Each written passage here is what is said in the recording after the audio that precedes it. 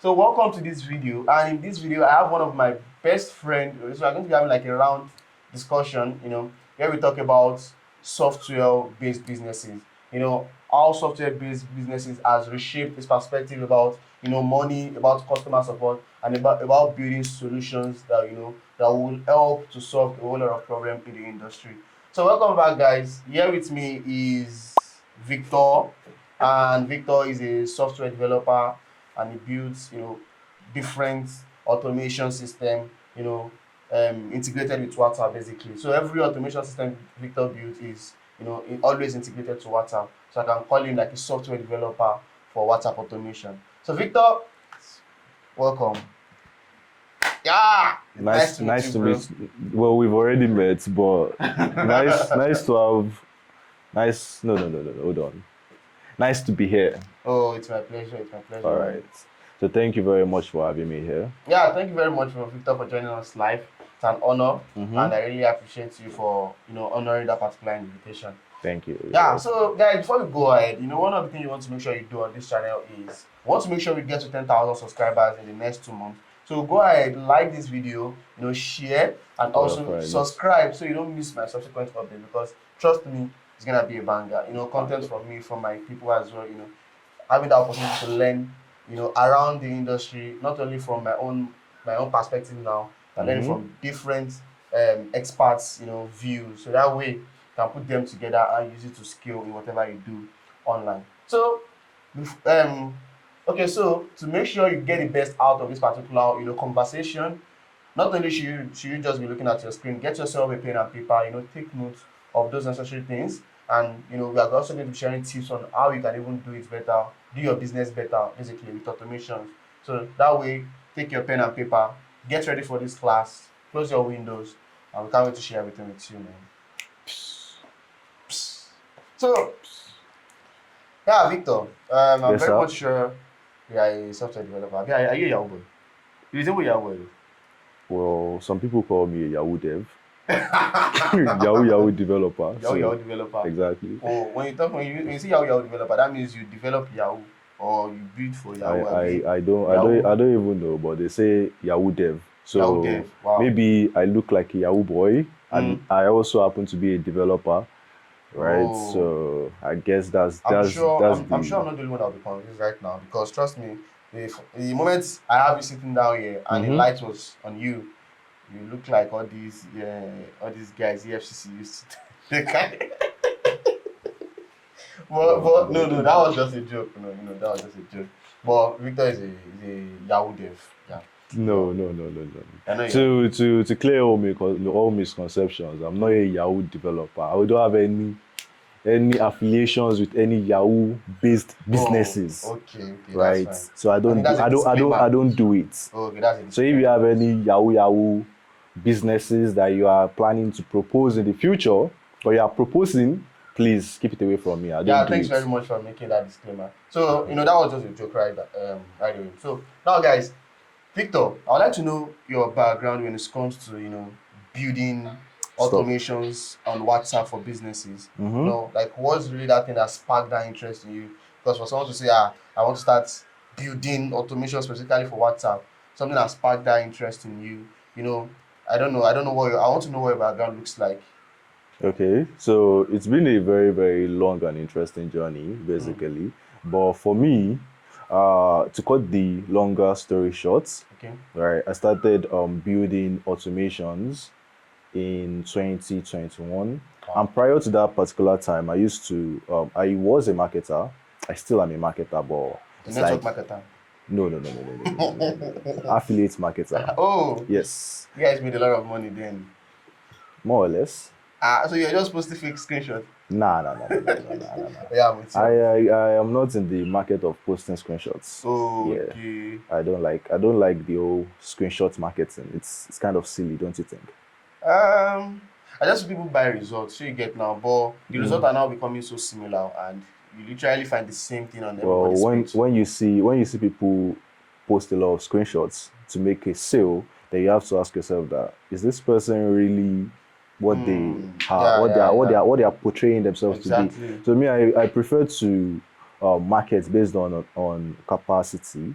Do you understand? So how can you really help a person, not the amount of money you are making? Because in the grand scheme of things, the money you are making doesn't really change much, right? Yeah. It is the impact that you can make on people. Do you understand? That's why personally I've never liked the whole kind of flashing the amount of money you make for anything. In fact, I don't like it.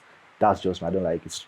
And being a developer just makes it very, very easy for you not to even tell anybody that how much you're making. Exactly. Because nobody needs to know how much you're making to give you a job. Nobody needs to know how much you're making to subscribe to your software. They don't need to know that. So if I now say I'm trying to sell a software and I have to tell you how much I made, like it's kind of silly. Yeah. Now before we even move to another part entirely, we are still on the background. Yes. Okay. I was going to bring you back to that. So yeah, I was an affiliate marketer, right? And I used to market and I used to sell all these programs, affiliate programs, right?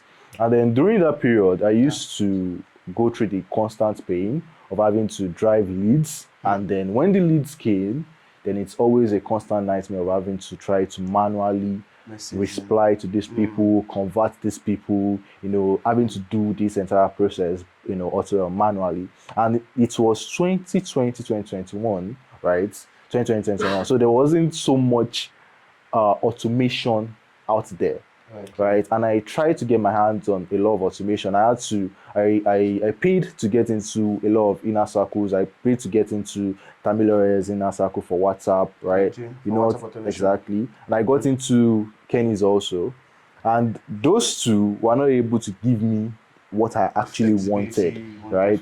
They did it. They did the automation, but they did not do it to the level of capacity that I imagined. So I always imagine that there is a easier way to do something, right? And there is a very, very more fine-tuned way of doing something. And I like to find out it.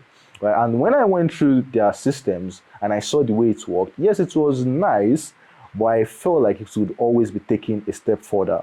Do you understand? And joining their communities made me understand the way, made me know, where to start. Do you understand? So before, I didn't really know where to start. I knew that it could be done, but I didn't know how.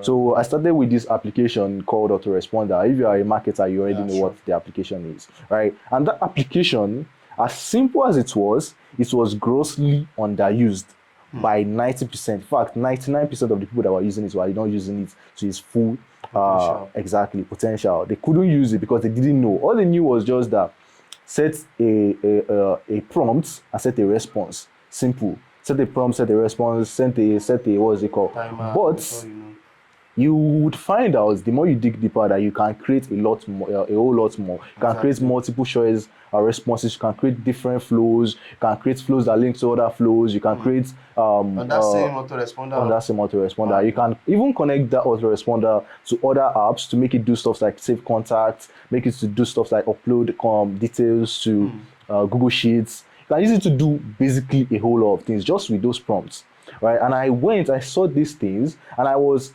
not to brag or anything, but I'm going to say this, that I literally am the first person that came up with saving contacts automatically with autoresponder, all those shebang in Nigeria. I literally am the first person. There's no other person that would say, oh, they did this, they all copied this from me, or somebody that copied this from me. It is nothing else. This is a flex. That was back in 2020, 2021. I created that shit, and I was very, very psyched when I did it. I went and I told Akilami, and then I told Tamil. I think I told Tamil. And there was a time when Abdul used to get on these spaces, so I used his what's the word?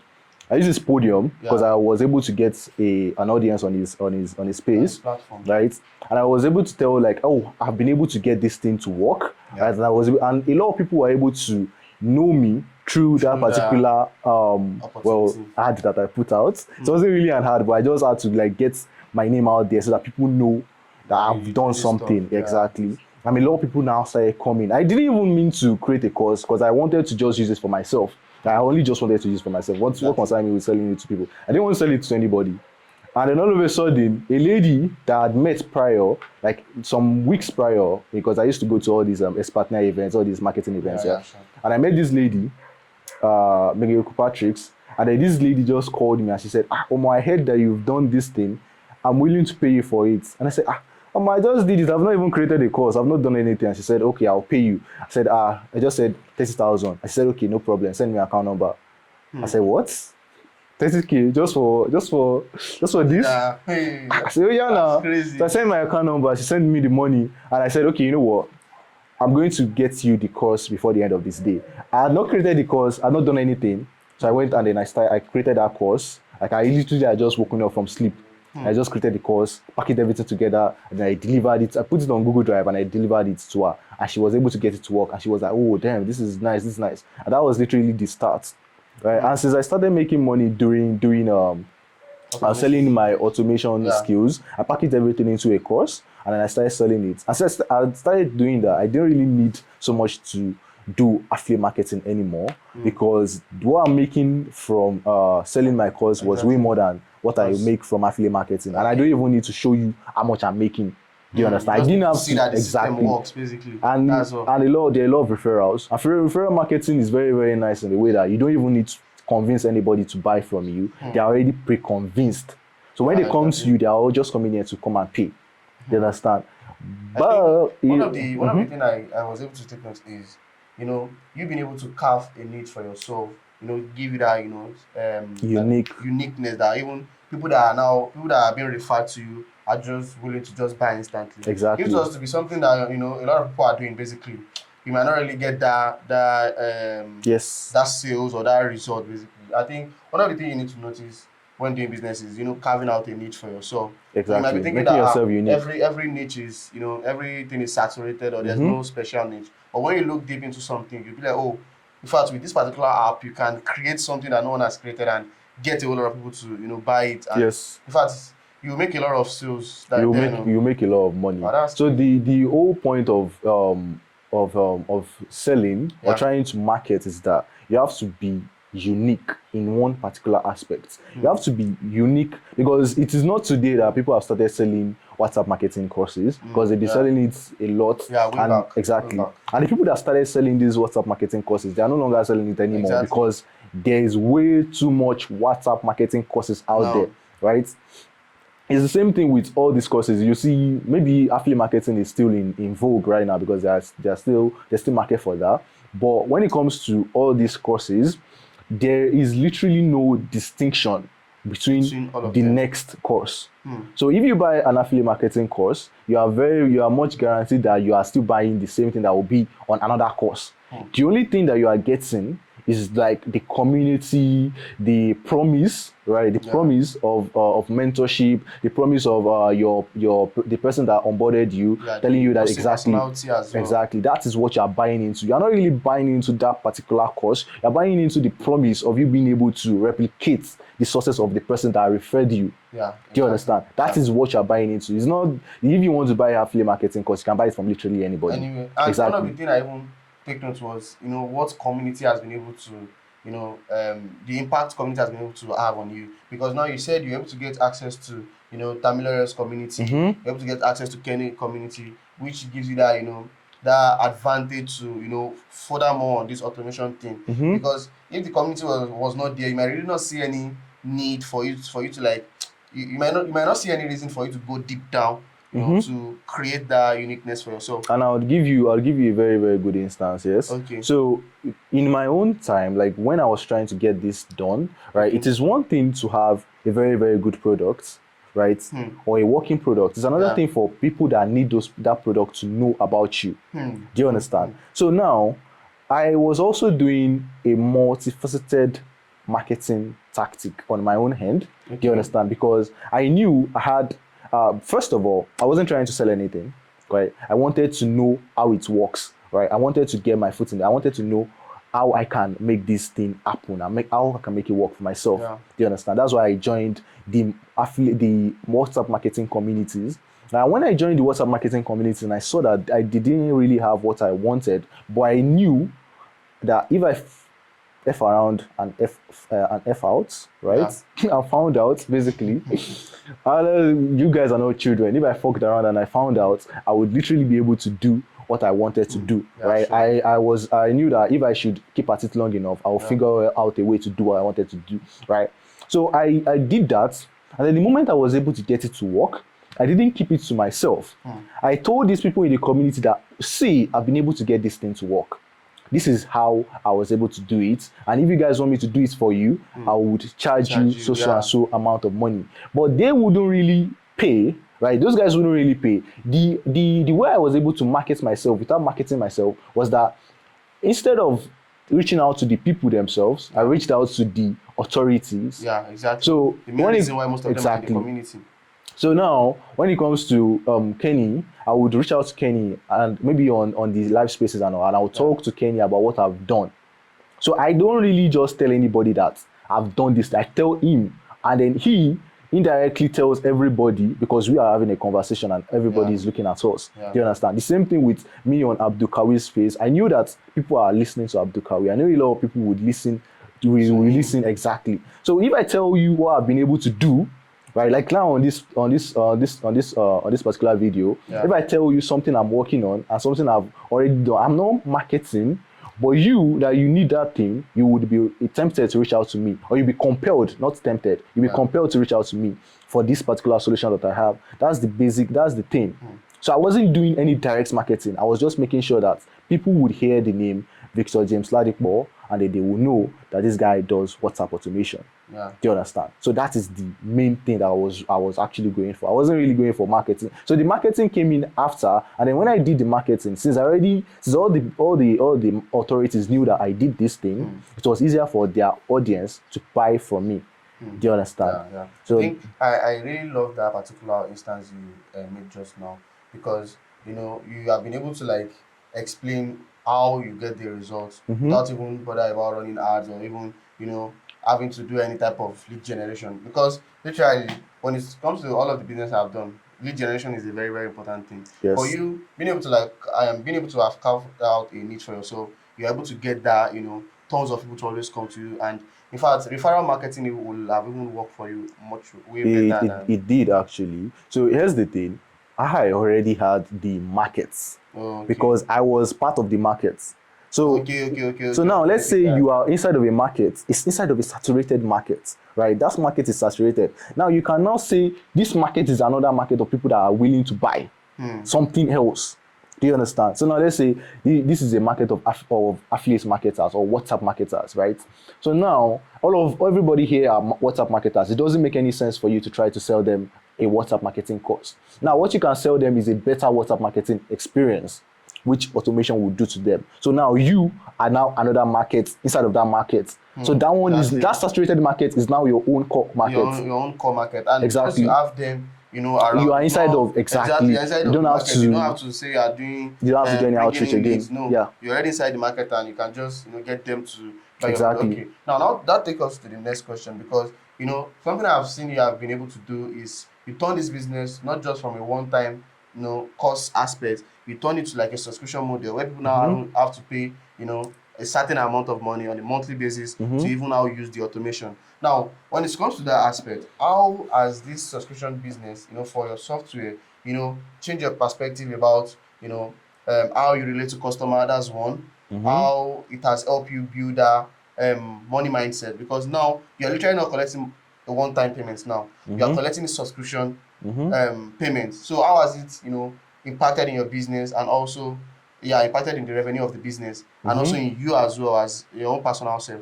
Okay, so I'll give you. I'll just say this. There is a pain in either of the routes that you decide to go through. So if you decide to go through the one-time payments, right, there's a pain associated with it. And if you go for the recurring subscription also, there's also a pretty significant pain that's attached to it. You just have to decide which pain you are willing to endure. So now I would give you the two instances of the pain I went through for the two of them. So with what's it called? With the one-time payment systems, right, the market was just targeted mainly for people who use Android devices. So any kind of automation that I wanted to build for a person had to be built on device. Okay. So if the device right? on the users on the customer's device. Okay. So any automation runs on the user's device, and then that means that if anything should happen to that device, all right, or the user should mess up anything, you might, right, have to be the one to come and correct the user's mistake. Yeah. And then this problem, there's this common thing being done, a common mistake basically. I did this mistake, and a lot of people are still doing this mistake. Is that they offer support. So they offer something like a lifetime support for issues. So let's say somebody buys your course, and then they didn't get they messed up something, right? Or they don't get what they are supposed to get or something. Yeah. You have to be there to put them through. Do you understand? That in itself is not a bad thing, right? But there has to be limits to it, because now a lot of, let's keep it PG here. Let me not insult anybody. Yeah, sure. But let's just say that some people are not so technically savvy, right? And what I'm trying to sell to them is a pretty technical thing, because I had to take my own time out of marketing and all that to learn how to do these things. I had to take my own time to learn how to do these things. And then I packaged it in a way where they don't have to learn the entire thing, but they have to know a little bit. Exactly, just to be able to manipulate some stuffs. So now, let's say you are trying to save contact, blah, blah, blah, blah. You want to save certain contacts this way, you want to save certain contacts this way. You don't need to learn the entire process, but you need to learn what you need to change for this to change, right? But most people, even that bare minimum, they can't do it. Do you understand? And affiliate marketers are some of the laziest technical inclined people I've ever met in my life. Exactly. Because they don't want to do anything. They want to pay you, and then they want you to do everything, and then boom, everything is working perfectly. That is not a bad thing you are paying, but it is a bad thing for me because I have tons of customers. Right? I have a lot of people, and then you would have bought my course 3 months, 4 months ago. You can't still be on my ass telling me to do something for you. Exactly, it doesn't work. But then I've already said I will give them my support. So what can I do? What can I do? It's just me. I have to do it. So now it comes with the pain where you have to keep constantly serving people, even when the compensation is no longer there anymore. Exactly. So let's say I collect, because I charge like 40,000, something like 60K, but 40,000. Let's say average amount I charge 40,000 per customer. One person, one time payment. This person pays, and that's the end.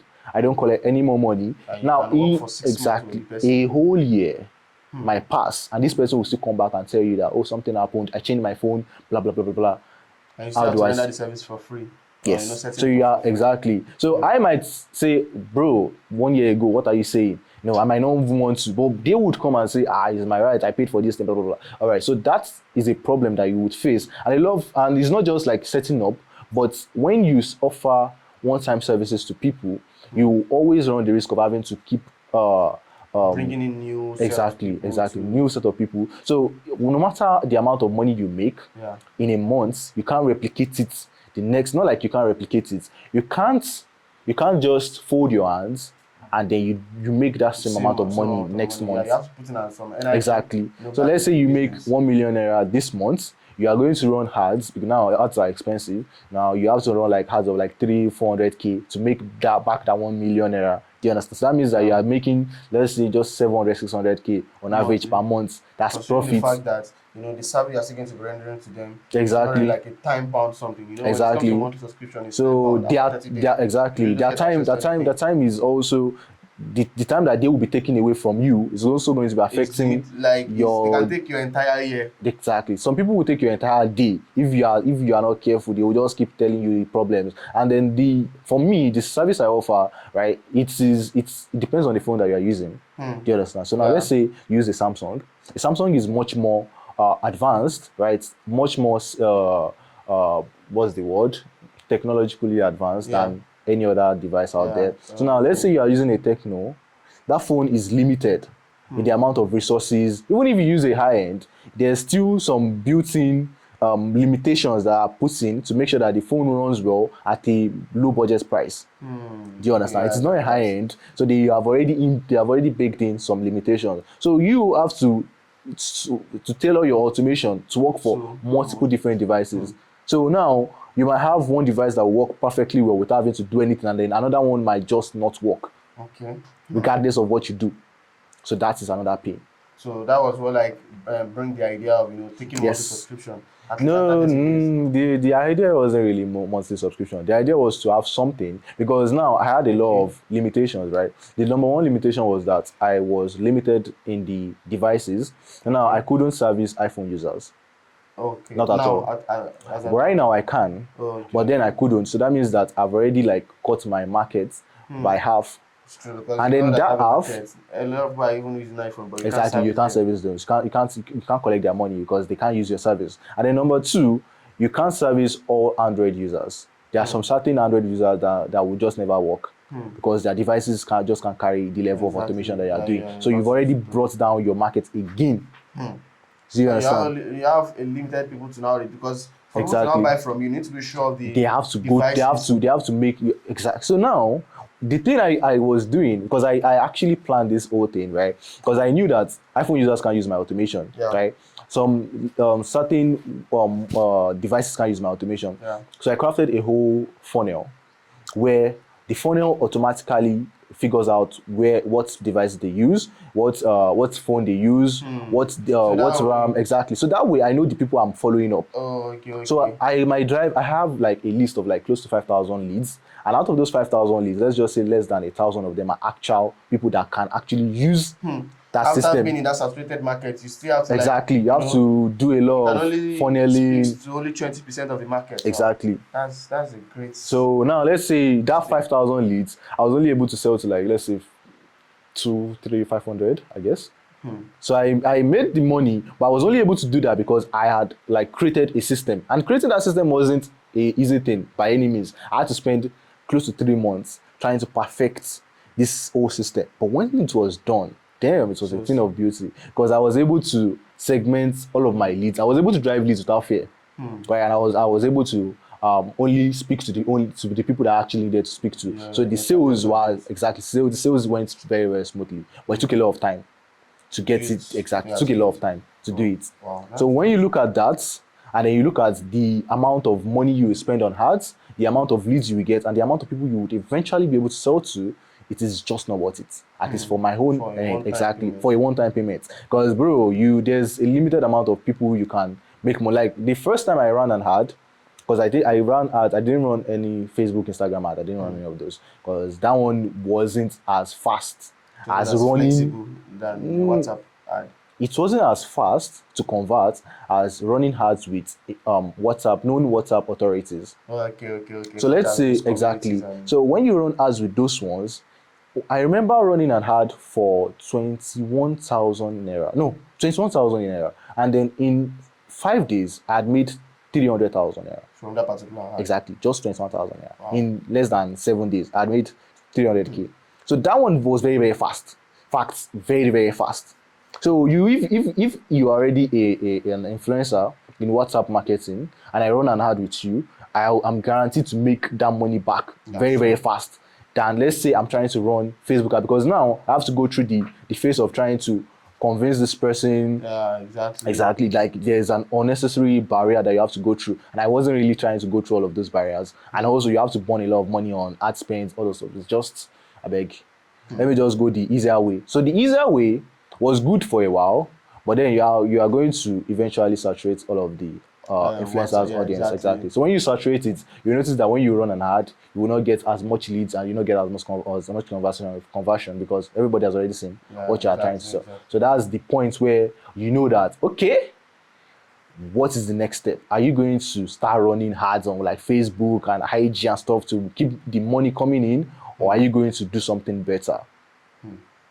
Wow. So that was what brought to you. Yes. Now, because now that you now have a subscription-based system, you literally doesn't have to like go through the route of getting new customer on a monthly basis. Yes. Some months you could just fold your hands and be like, okay, you know well, what? I don't fold my hands, but no, I'm just like saying that you can you can still expect some money to to solve the bills basically. That's very nice, because one of the things I really like about subscription business is even if at all you are not, because sometimes the conversion in May, let's say particular months, might not be that same conversion in June, because literally you need to look at the timing in such a way that the season as well, you know, what the economy looks like. The way it looks like in April might not be the same thing it looks like in July. You might have some shift in economy, so which might even affect your conversion. So you might be thinking that because you make 1 million naira in May selling a one-time offer, it could also happen consecutively like that. It doesn't. So, but when you have like a subscription-based based business, you can always say, okay, now that you have 100 customers in January, you are very much sure that with a very good product, as you said,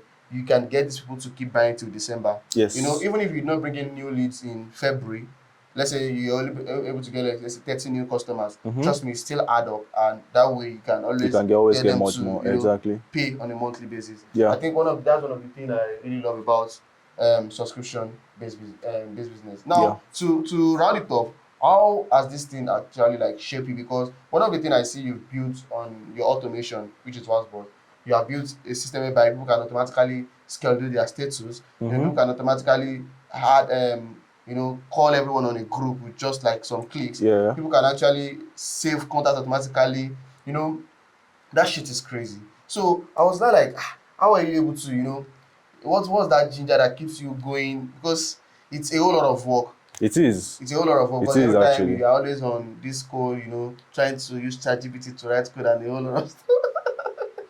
I know you very well. But you don't use ChatGPT to write code. That was just a clue. Oh, no, I do use ChatGPT. But I use ChatGPT to brainstorm. To brainstorm. You don't use ChatGPT to write code. Oh, you use it to brainstorm. So when you write a code, right, there is good code and there is bad code.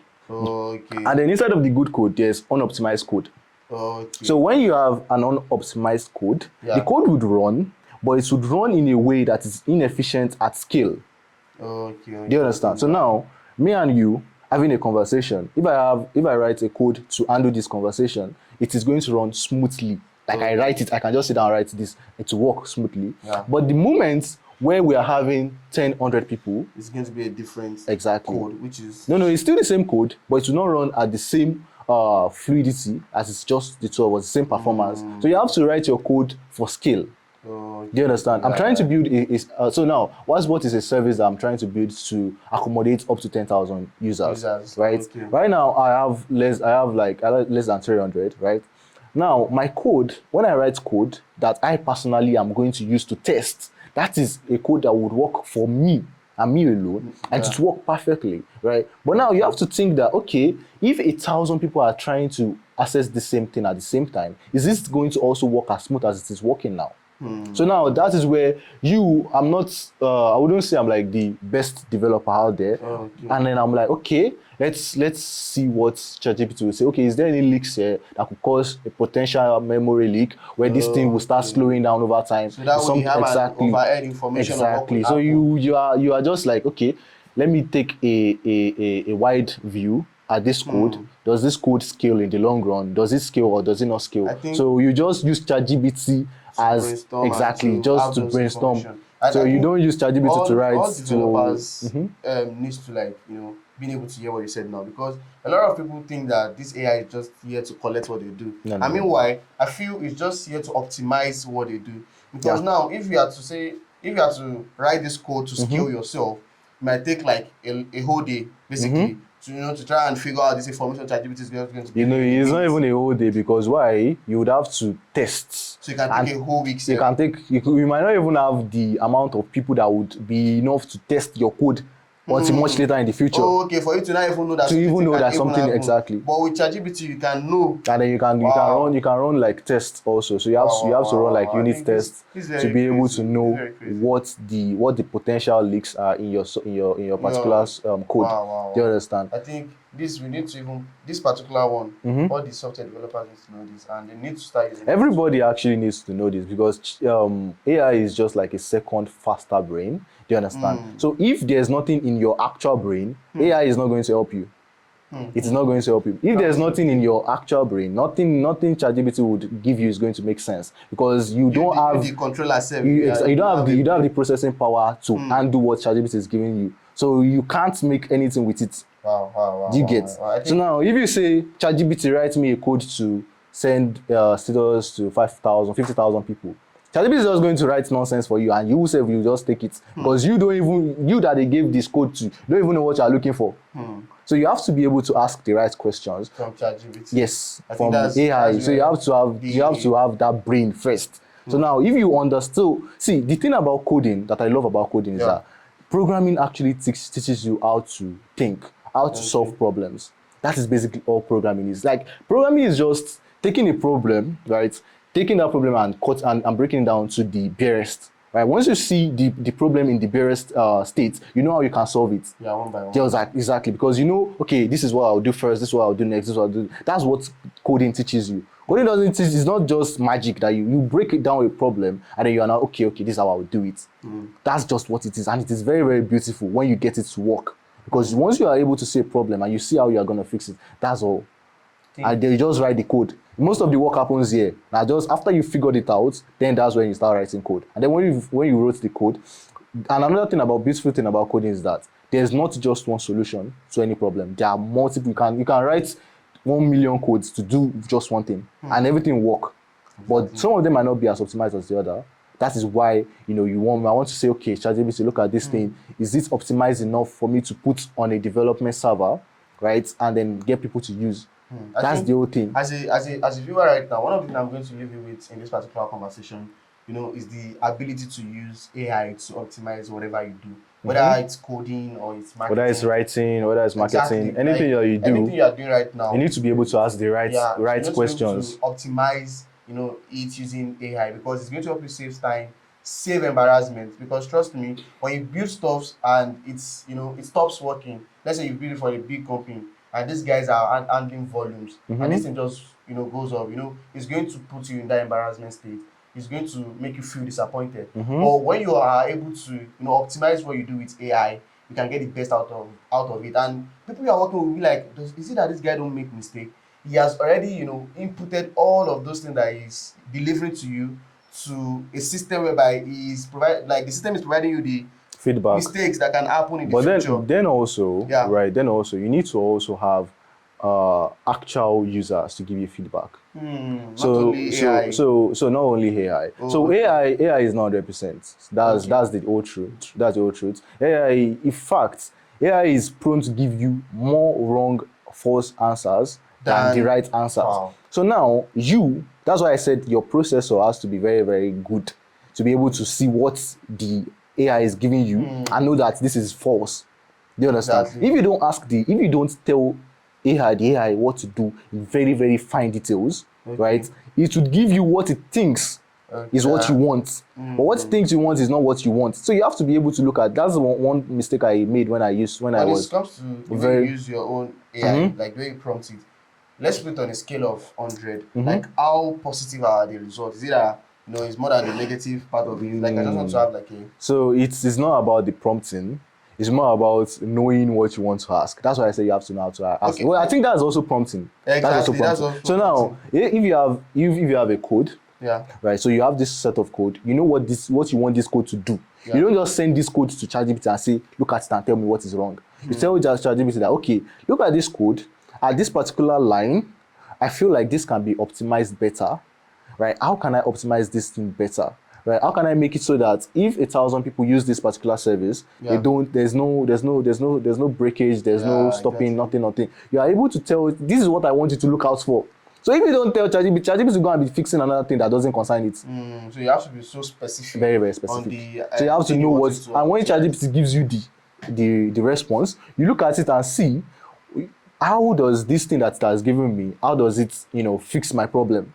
And then if you look at the code and you don't understand it, sometimes I'll go look code where ChatGPT, it's in ChatGPT. I'll say, explain this thing where you write. Yes, I'll highlight where I want it to explain, and to explain it to me. And when I look at it, I'm like, okay, does this help me or does it not? And if it does not help me, I scrap it. I think it's still now rely on the person on the person. That's why I said processing power. Exactly. If your brain is not capable, I think everyone is now boils down to you learning how to use the ChatGPT itself. Well, you have to learn how to, because you have to learn like the thing, and then you have to also learn how to look out for mistakes. So it's not just one thing where you can use a code given to you by ChatGPT. You also have to be able to see, like, this does exactly identify. Okay. So now, okay.